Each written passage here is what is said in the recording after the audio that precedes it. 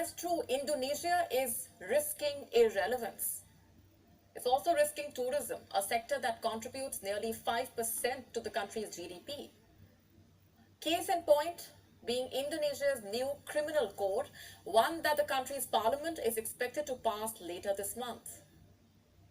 This criminal code penalizes sex outside marriage. It reads, and I'm quoting, anyone who has intercourse with someone who is not their husband or wife shall be punished for adultery with a maximum imprisonment of 1 year or a maximum fine of category 2. Regressive much? Well, there is more.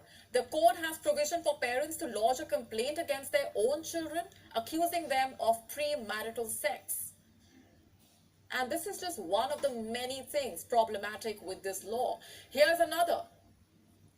The law bans cohabitation before marriage, as in you cannot live with your partner in Indonesia without being married.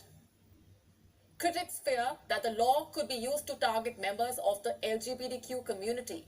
Why? Because same-sex marriage is not legal in Indonesia.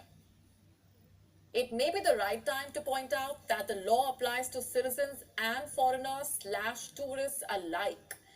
And just a reminder that Bali is still very much in Indonesia. Some 15 million international tourists go to Indonesia every year. Places like Bali are Instagram favorites. They draw partygoers from around the world. And Indonesia needs these flights to keep landing because tourism and the 18 billion odd dollars it makes from tourism every year remains one of the main sources of foreign currency for the country. But is Indonesia helping its own case by bringing in such regressive laws?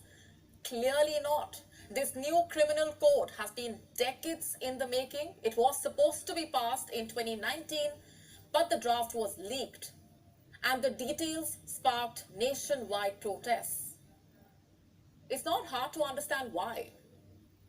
The people of Indonesia oppose the idea of the state barging into private space or encouraging moral policing and vigilante